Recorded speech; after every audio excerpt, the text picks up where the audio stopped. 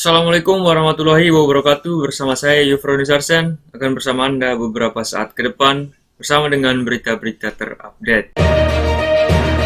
Kementerian Perindustrian tekan impor baja, butuh 5 proyek blast furnace baru.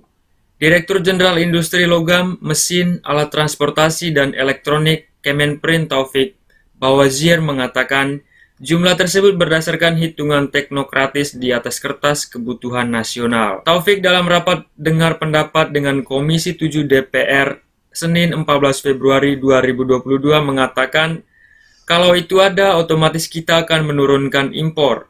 Saya tidak tahu siapa yang akan investasi.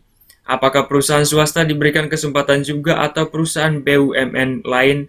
Saya tidak masuk dan punya otoritas.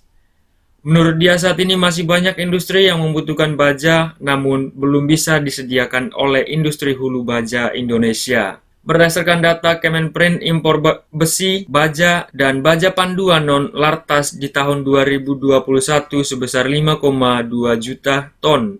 Sedangkan impor lartas baja dan besi sebanyak 6,3 juta ton. Walaupun surplus impor besi dan baja di 2021 secara keseluruhan naik 21,6% dibandingkan tahun 2020 akibat perlambatan ekonomi nasional karena COVID-19. Taufik juga mengungkapkan ada 200 industri baja yang memproduksi baja. Jadi kebutuhan baja ada banyak. Ada perminyakan, otomotif, elektronik juga membutuhkan baja. Tapi engineering steel itu hampir kita tidak bisa buat dan itulah yang kita impor secara terukur. Taufik menerangkan PT Krakatau Steel Tbk memiliki pabrik hot strip mill, satu dengan kapasitas produksi hot roll coil sebesar 2,4 juta ton per tahun.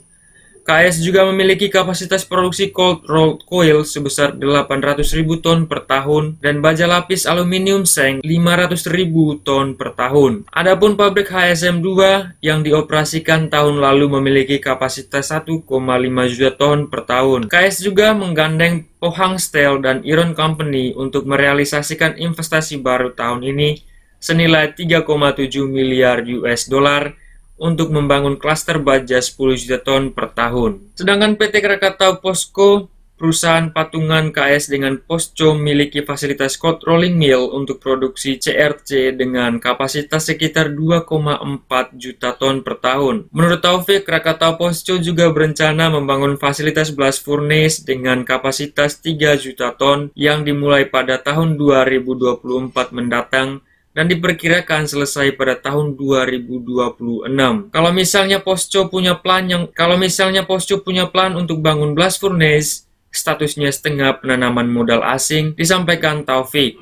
Taufik menilai Indonesia masih belum bisa lepas dari impor baja sebelum penguatan industri hulu baja dilakukan. Salah satunya bisa dengan memperbanyak proyek blast furnace tersebut. Jujur saja hulunisasi kalau kita kuat, kalau nilai tambah kita penuh di dalam negeri, ya kita tutup saja impor. Tapi kalau kita tidak beri bahan baku, pabrik itu akan tutup. Pengangguran sosial, problem pemerintah yang salah, terang dia lebih lanjut. Sementara itu mengenai penutupan proyek blast furnace milik KS yang telah berhenti berproduksi sejak 2019, Taufik menerangkan fasilitas produksi itu sebaiknya dihidupkan untuk membantu memenuhi kebutuhan dalam negeri. Meski demikian, menurut dia keputusan tersebut merupakan prerogatif manajemen KS. Dia, selaku manajemen KS, takut kalau blast furnace dihidupkan akan rugi. Kalau rugi harus bertanggung jawab sama keuangan negara. Ini dilema, kata dia lebih lanjut. Penjelasan KS terkait hal tersebut, Direktur Utama KS Silmi Karim menjelaskan, pabrik peleburan baja atau blast furnace sudah dieksekusi sejak 2012 yang lalu hingga selesai konstruksi pada tahun 2019. Namun operasi dihentikan setelah 6 bulan pengoperasian dengan alasan harga jual produk tidak ekonomis atau menyebabkan kerugian. Setelah beroperasi antara produk yang dihasilkan dengan harga jual tidak cocok hitungannya atau rugi. Hal tersebut diungkapkan oleh Silmi sendiri. Silmi memaparkan persoalan teknis yang membuat pabrik ini tidak efisien, di mana menurut kajian audit swasta KPMG juga menunjukkan Krakatau Steel akan lebih buruk jika mengoperasikan blast furnace dalam 5 tahun ke depan setelah dioperasikan. Blast furnace KS tidak efisien karena tidak ada fasilitas basic oxygen furnace. Dirancang menggunakan jalur electric furnace yang sudah dimiliki KS.